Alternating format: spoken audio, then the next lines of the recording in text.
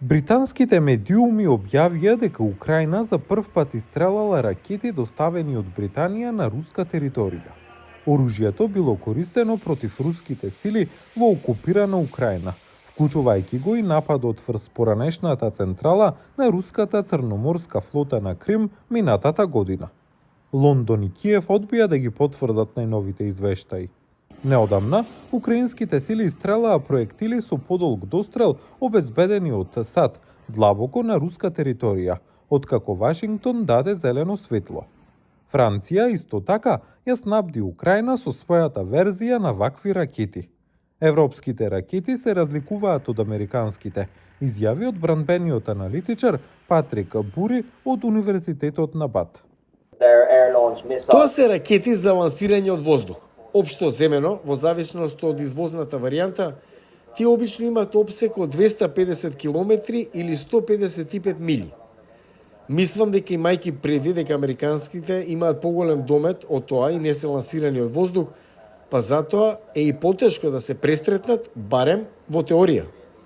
Двата система за оружје ќе отворат низа нови цели.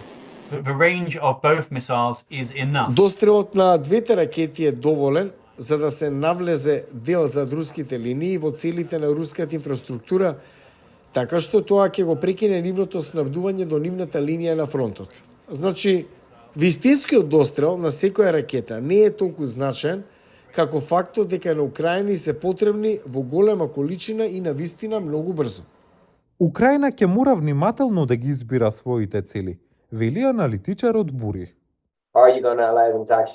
Дали ќе им дозволите на вистина да се засилат и да почнат да ја погодуваат енергетската инфраструктура, воената инфраструктура, рафинериите за нафта, работи што на вистина би почнале да и наштетуваат на руската економија? Тоа е прашањето.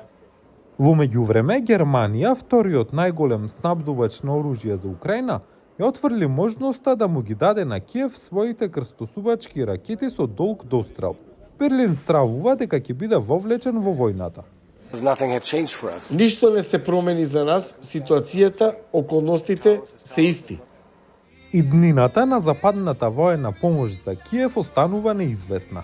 Новоизбраниот председател на САД, Доналд Трамп, вети дека ќе стави крај на војната на првиот ден на функцијата. Киев стравува дека поддршката на САД може да биде намалена.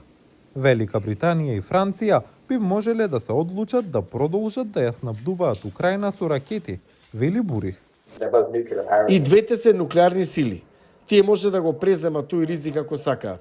Мислам дека може да најдете поделба меѓу Европското НАТО и НАТО на САД за некои политички прашања околу Украина.